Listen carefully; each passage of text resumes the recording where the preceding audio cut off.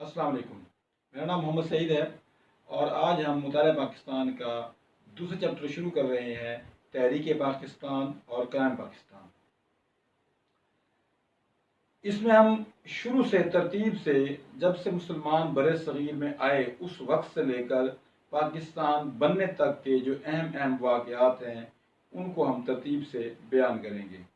तो सबसे पहले हम शुरू करते हैं तहरीक पाकिस्तान का पस मंज़र। देखें, तहरीक पाकिस्तान जो है बकौल कायद आज़म के पाकिस्तान उसी दिन माज़ वजूद में आ गया था जब हिंदुस्तान का पहला हिंदू मुसलमान हुआ था। तो इसी बात को मतलब रखते हुए हम जब बात करेंगे तो वाकई ही ये लगेगा कि पाकिस्तान जो है ये कोई अचानक होने वाला कोई हादसाई तौर पर मुल्क नहीं बना, बल्कि इन वाक़यात को जब बगौर देखा जाए तो लगता है कि ये वाक़यात होने थे और फिर पाकिस्तान का जो है वजूद कायम होना था। तो देखिए, इस पर नजर डालते हैं। सबसे पहले है जी तहरीक पाकिस्तान का पस मंज़र। सबसे पहले कहता है जी बरसग़ीर में मुसलमानों का अरूज व ज़वाल। 712 में जब मुसलमान यहाँ पर आए, मोहम्मद कासिम यहाँ पर आए, उन्होंने सिंध फतह किया, राजदर को शिकस्त दी और यहाँ से मुसलमानों ने अपने इस्लाम का आगाज़ किया और इसको अरूज आना शुरू हो गया। ये अरूज महमूद गज़नवी से होता हुआ शहाबुद्दीन गौरी, कुतुबुद्दीन ऐबक की सल्तनत दिल्ली में मुख्तलिफ ख़ानदान की हुकूमतें, मुग़लिया ख़ानदान का आगाज़ और फिर 18वीं सदी में जो है औरंगज़ेब आलमगीर जो कि मुग़लिया ख़ानदान के, मुग़लिया हुकूमत के वो हुक्मरान हैं जिनकी वफ़ात के बाद जो है मुस्लिम हुकूमत ज़वाल पज़ीर हो गई। 1707 में औरंगज़ेब आलमगीर की वफ़ात हो गई और उसके साथ ही मुस्लिम हुकूमत जो है वो ज़वाल पज़ीर हो गई। यहाँ पर दो चीज़ें साथ साथ चलती रहेंगी। एक, मुसलमानों का अरूज ज़वाल और उसके साथ साथ इस्लाम के जो आलिम दीन हैं, जो मुबल्लिग़ हैं, उनका किरदार क्या रहेगा। जैसे ही औरंगज़ेब आलमगीर की वफ़ात हुई तो उसके साथ इधर से हुकूमत ज़वाल पज़ीर हो गई, लेकिन इधर से मुसलमान जो आलिम दीन थे उन्होंने इसको जो है इस्लाम को बचाने के लिए दिन रात कोशिश शुरू की और इसमें सर फहरिस्त जो है शाह वलीउल्लाह हैं। शाह वलीउल्लाह ने अपने तौर पर पूरी कोशिश की कि इस्लाम को जो है ज़िंदा रखा जाए, इस्लाम को मजबूत किया जाए और इस तरह तहरीक इस्तक़लाल उनके दौर से इसका आगाज़ हुआ। फिर बरसग़ीर में अंग्रेज़ों की पेशकदमी। 1600 में सन 1600 में ईस्वी में अंग्रेज़ों ने यहाँ पर बरसग़ीर में अपनी ईस्ट इंडिया कंपनी कायम की। ये बज़ाहिर एक कंपनी थी और ये एक तिजारत के गर्ज से यहाँ पर आए थे और इन्होंने अंदरूने खाना आहिस्ता आहिस्ता जो है अपने कदम जमाने शुरू किए। सबसे पहले तिजारती कोठियाँ बादशाह से मंजूर करवाईं, माल आता रहा, उस माल की आड़ में फ़ौजी और जंगी सामान आता रहा और आखिरकार इन्होंने 1757 में पहली जंग में जो है नवाब सिराजुद्दौला को शिकस्त देकर बंगाल के एक बड़े इलाके पर कब्जा कर लिया। नवाब सिराजुद्दौला जो जब शहीद हुए 1757 की जंग में, जंग पलासी में, तो उसमें भी उन मुसलमानों के अपने गद्दारों का उसमें अहम किरदार था जिन्होंने अंग्रेजों के साथ मिलकर उसको शिकस्त दिलवाई। इसी तरह 1799 में टीपू सुल्तान वो भी अपनों की जो है वो दगाबाजी से, गद्दारी से शहीद हो गए और इस तरह मुसलमान मुसलसल ज़वाल पज़ीर होते गए और अंग्रेज़ जो हैं अपने कदम और जमाते गए। बरसग़ीर से मुस्लिम हुकूमत का ख़ात्मा। बरसग़ीर से मुस्लिम हुकूमत का आहिस्ता आहिस्ता जो है ख़ात्मा शुरू हो गया और उसके 1857 में मुकम्मल तौर पर बरसग़ीर से मुस्लिम हुकूमत ख़त्म हो गई। लेकिन इसके साथ साथ शाह वलीउल्लाह और उनके जो फर्जंद हैं, फिर उनकी औलाद, फिर उनके शागिर्द में से जो है उन्होंने इस्लाम को बचाने के लिए, इस्लाम को कायम रखने के लिए अपनी पूरी कोशिश की और तरीके चलाते रहे। इसी तरह उसमें सैयद अहमद शहीद बरेलवी और उनके एक बड़े अजीज दोस्त सैयद इस्माइल शहीद जो है बालाकोट में सिखों का मुकाबला करते हुए शहीद हो गए। और इस तरह जब अंग्रेज़ों ने बरसग़ीर पर मुकम्मल कब्ज़ा किया तो उस वक्त मुसलमान अपने तौर पर, मुसलमान आलिम दीन और मुजाहिदीन जो है اپنی تحریکیں چلا رہے تھے، اور 1857 جنگ آزادی بھی مسلم حکومت کو بچانے کے ساتھ ساتھ اسلام کو بچانے کی بھی یہ آخری کوشش تھی۔ یہاں سے 712 سے جو کہانی شروع ہوئی تھی مسلم دور حکومت کی، وہ 1857 میں یہاں پر ختم ہو گئی۔ اس کے ساتھ تحریک علی گڑھ اور سر سید احمد خان، جب یہ 1857 جنگ آزادی ختم ہوئی تو سر سید احمد خان نے جو ہے اپنی ایک تحریک کا آغاز کیا جس کو تحریک علی گڑھ کہتے ہیں۔ یہ تحریک جو ہے مسلمانوں کو تعلیمی لحاظ سے مضبوط کرنے کے لیے شروع کی گئی تھی۔ برصغیر کے مسلمانوں کی تاریخ کا سیاہ ترین دور کہا جاتا ہے کہ پورے برصغیر کی ہسٹری میں، تاریخ میں 1857 جنگ آزادی کے بعد جو کچھ مسلمانوں کے ساتھ ہوا، یہ برصغیر کی تاریخ میں مسلمانوں کے ساتھ سب سے سیاہ ترین جو دور تھا مسلمانوں کی زندگی میں یہ تھا، جس میں مسلمانوں کو بڑے مشکل حالات کا سامنا کرنا پڑا۔ سر سید احمد خان میں کہا جاتا ہے کہ سر سید احمد خان نے وہ ہیں جنہوں نے اپنے جو ہے علمی قابلیت اور سیاسی شعور کی وجہ سے وہ کارنامے سر انجام دیے جو آج تک یاد رکھے جاتے ہیں۔ کہا جاتا ہے کہ پاکستان کے قائم کرنے کے لیے جو کام شروع ہوا تو اس کی پہلی اینٹ جو ہے وہ سر سید احمد خان نے لگائی تھی۔ وہ اینٹ کیا ہے وہ دیکھتے ہیں۔ برصغیر مسلمانوں کی تاریخ کا سیاہ ترین دور جب شروع ہوا تو تحریک علی گڑھ کے جو ہے سامنے آئی۔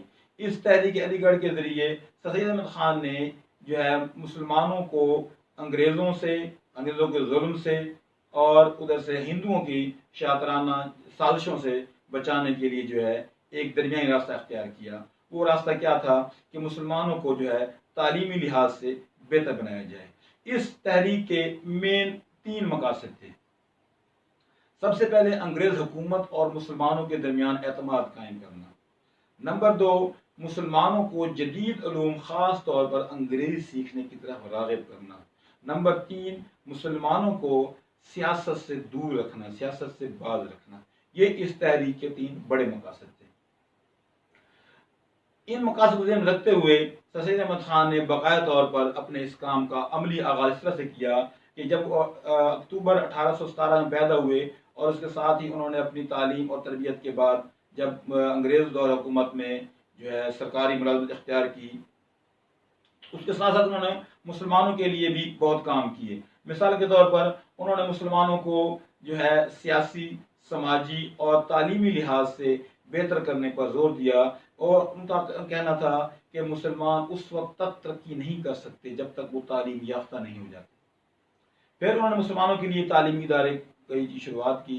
1859 میں سر سید احمد خان نے ایک سکول مراد آباد میں قائم کیا۔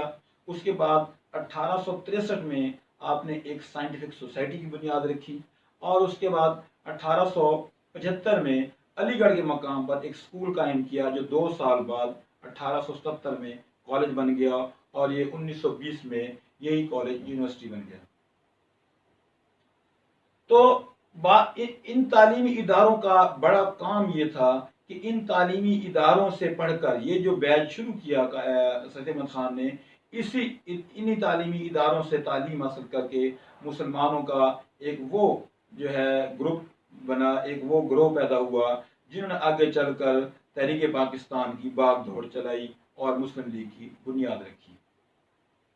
اس کے بعد انگریز حکومت سے مفاہمت کی کوشش۔ 1857 جنگ آزادی کے بعد جب انگریزوں نے یہ دیکھا کہ مسلمانوں نے بغاوت کرنے کی کوشش کیا اور ہندوؤں نے، اور اس بات کو مزید تقویت دی کہ مسلمان ہی یہ سارا کچھ کر رہے تھے اور انہوں نے آپ کے خلاف یہ سازش تیار کی تھی، تو اس پر سر سید احمد خان نے ایک رسالہ اسباب بغاوت ہند، کہ بغاوت یہ 1857 کی جنگ آزادی کیوں ہوئی، جس کو آپ بغاوت کہہ رہے ہیں، یہ کیوں شروع کی گئی، اس رسالے کے ذریعے انگریزوں اور مسلمانوں کے درمیان کافی حد تک جو ہے وہ معاملات ٹھنڈے ہوئے، بہتر ہوئے، اور انگریزوں کو اس بات سمجھ آ گئی، جس میں انہوں نے ایک مین پوائنٹ یہ بتایا تھا کہ دیکھیں جب آپ نے یہاں پر حکومت سنبھالی، انگریزوں سے انہوں نے کہا کہ جب آپ نے یہاں حکومت سنبھالی تو مسلمان یہاں اقتدار میں تھے، حکومت میں تھے۔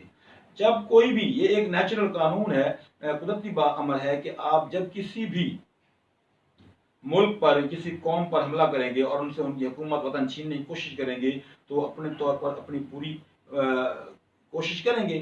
اب جب کہ آپ کی حکومت یہاں قائم ہو چکی ہے، اب مسلمان کبھی آپ سے کوئی غداری یا کوئی سازش نہیں کریں گے۔ انہوں نے اپنی آخری کوشش کرنی تھی، وہ کر دی۔ اب وہ آپ سے وفادار رہیں گے آپ کے، اور جو آپ قوانین بنائیں گے وہ ان قوانین پر عمل درآمد کریں گے۔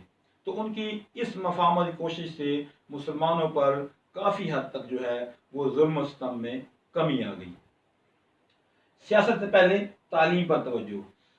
1885 میں انگریزوں نے برصغیر کے لوگوں کو سیاسی طور پر باشعور بنانے کے لیے ایک سیاسی جماعت کی بنیاد رکھی، انڈین نیشنل کانگریس۔ لیکن سید احمد خان نے مسلمانوں کو یہ سیاسی جماعت میں شامل ہونے سے منع کر دیا، کیونکہ وہ چاہتے تھے کہ مسلمان پہلے جو ہے اپنی تعلیم پر توجہ دیں۔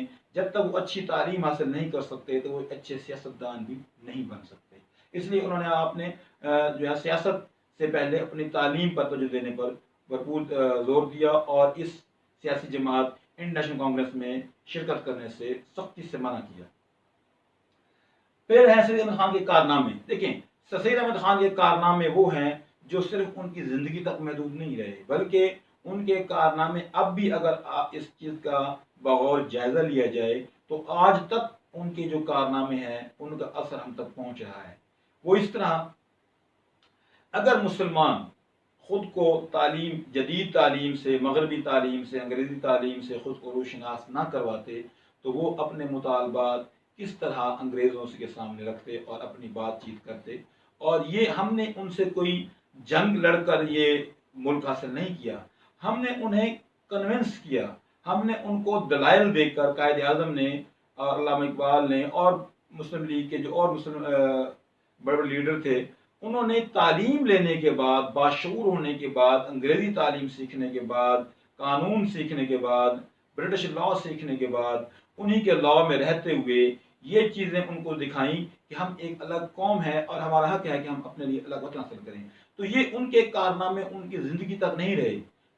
بلا شبہ وہ 1898 میں ان کی وفات ہو گئی، لیکن وہ اپنا کام کر چکے تھے جو انہوں نے مسلمانوں کے لیے کام کرنا تھا، کہ انہوں نے ایک ایسا جو ہے مٹیریل فراہم کر دیا مسلمانوں کے لیے، کہ ایسے لوگ پیدا کر دیے جو پڑھ لکھ کر دلائل کے ذریعے اپنی بات انگریزوں سے کہہ سکتے تھے اور منوا سکتے تھے۔ نہ صرف انگریزوں سے بلکہ ہندوؤں سے بھی انہوں نے جو ہے دلائل کے ذریعے، مضبوط دلائل کے ذریعے اپنی بات کو سامنے رکھا اور اپنے مطالبات کو پورا کروایا۔ اب اس کے بعد آتے ہیں ہم تقسیم بنگال۔ سید احمد خان کی وفات کے بعد مسلمانوں کے لیے تھوڑا سا مسئلہ تھا کہ ان کو صحیح طریقے رہنمائی کرنے والا جو ہر وقت موجود ہوتے تھے وہ اب اس دنیا میں نہیں رہے تھے، لیکن مسلمانوں نے جو ہے اپنے لیے ایک سیاسی طور پر کام کرتے رہنے کی کوشش کو جاری رکھا اور تقسیم بنگال پر زور دیا۔ تقسیم بنگال کا تعارف یہ ہے کہ برٹش انڈیا یعنی برطانوی ہند کے ٹوٹل 11 صوبے تھے اور 600 سے زائد ریاستیں تھیں، لیکن ان 11 صوبوں میں سب سے جو بڑا صوبہ تھا وہ بنگال صوبہ تھا۔ یہ صوبہ آبادی اور رقبے کے لحاظ سے ہمارے آج کے موجودہ جو صوبہ بلوچستان ہے اس سے بھی بڑا صوبہ تھا۔ یہ صوبہ آبادی اور رقبے کے لحاظ سے اس طرح سے تھا کہ اس کی مشرقی حصے میں مسلمان اکثریت میں تھے اور مغربی حصے میں ہندو اکثریت میں تھے۔ اس کا دارالحکومت مغربی بنگال کلکتہ میں تھا، اور اس صوبے پر جو اس کی صوبے کی سیاست پر، اقتصادی حالت پر اور معیشت پر جو ہے وہ ہندو برجمان تھے، قابض تھے۔ تو مسلمانوں کے لیے بہت بڑا مسئلہ تھا۔ تو انگریزوں نے یہ دیکھا کہ یہ انتظامی لحاظ سے بہت بڑا صوبہ ہے اور اس صوبے کو چلانا ایک گورنر کی بس کی بات نہیں ہے، اس لیے وائسرائے ہند نے برطانوی پارلیمنٹ کو لکھ کر بھیجا کہ اس صوبے کو انتظامی لحاظ سے 2 صوبوں میں تقسیم کر دیا جائے، جو کہ منظور ہو گیا۔ اور اس طرح حکومت کی طرف سے بنگال کی تقسیم کی منظوری کے بعد اس کو 2 صوبوں میں تقسیم کر دیا گیا، مشرقی بنگال اور مغربی بنگال۔ اس تقسیم کا سب سے فائدہ مسلمانوں کو ہوا، کیونکہ مسلمان جہاں اکثریت میں تھے وہ ایک الگ صوبہ بن گیا تھا، اور اب وہ ہندوؤں کے جو ان کی ایک لابی چل رہی تھی، پالیسی چل رہی تھی، معیشت کے لحاظ سے جس جو قبضہ تھا، اس سے مسلمانوں کو چھٹکارا حاصل ہو گیا اور مسلمانوں کو ترقی کی ایک نئی راہ مل گئی۔ کیونکہ اتنے بڑے صوبے میں جب دارالحکومت اتنی دور ہوگا تو مسلمانوں کے لیے آنے جانے کے مسائل تھے، دفتری معاملات، ہائی کورٹ، عدالتیں، تمام معاملات میں مسائل تھے۔ تو جب مسلمانوں کے اپنے ہی علاقے میں وہ دارالحکومت قائم ہو گیا تو مسلمانوں کو اس کا بڑا فائدہ نظر آیا۔ مشرقی اور مغربی بنگال بننے کے بعد ہندوؤں نے اس پر بڑا زبردست جو ہے رد عمل دکھایا۔ اس کی وجہ یہ تھی کہ ہندوؤں کی جو اجارہ داری تھی اس صوبے پر، اور خاص طور مسلمانوں کی ایک بہت بڑی آبادی یہاں پر تھی، اس پر بھی ہندوؤں نے جو ہے اپنا نظام چلایا ہوا تھا۔ تو ان کی اجارہ داری، ان کی بدماشی جو ہے وہ ختم ہو گئی، جس پر انہیں شدید غصہ آیا، اور انہوں نے کیا کیا، انہوں نے اس تقسیم کے خلاف انگریزوں کے خلاف جو ہے وہ زبردست تحریکوں کا آغاز کر دیا، جس میں عدم تعاون کی تحریک، انگریزی مال کا بائیکاٹ، ٹیکسوں کی ادائیگی روک دی گئی، وغیرہ وغیرہ۔ ان تحریکوں نے اتنا جو ہے پورے ہندوستان میں اتنا توڑ پھوڑ، اتنا جو ہے بد امنی پھیلائی کہ آخر کار انگریز جو ہے گھٹنے ٹیک پر مجبور ہو گئے، اور انہوں نے بالآخر 1911 میں اس تقسیم کو جو ہے منسوخ کر دیا۔ دیکھیں، یہ تقسیم بھی مسلمانوں کے لیے ایک بعد میں آنے والے کے وقتوں کے لیے ایک تحفہ ثابت ہوئی۔ اگر مسلمانوں کو یہی تقسیم قائم رہتی تو شاید مسلمان آگے بڑھ کر اپنے لیے الگ ملک کی بات نہ کرتے ہو، اب اسی بات پر راضی ہو جاتے ہیں۔ لیکن ہر کام میں اللہ کی مسرت ہوتی ہے۔ اس تقسیم کے ہونے سے مسلمانوں کو جو خوشی اور جو سہولت ملی تھی، اور وہ کچھ عرصے بعد 6 سال بعد واپس لے لی گئی، تو یہ مسلمانوں کے حق میں ایک بہتر فیصلہ تھا الگ طرف سے۔ لیکن مسلمانوں کو سب سے شدید صدمہ پہنچا کہ ہمارے لیے ایک چھوٹی سی سہولت تھی جس کو ہندوؤں نے برداشت نہیں کیا، اور آخر اس کو ختم کر دیا۔ یہ ہمارا تحریک پاکستان کے پس منظر کا یہ پہلا پارٹ ہے۔ اگلے پارٹ میں ہم اس میں مزید بات کریں گے۔ آپ اس چینل کو سبسکرائب کریں گے، لائک کریں گے، اور بیل آئیکن کو دبائیں گے تاکہ آپ کو ہر لیکچر جو ہے جیسے ہی اپلوڈ ہوگا وہ آپ تک پہنچتا رہے۔ تب تک کے لیے اللہ حافظ۔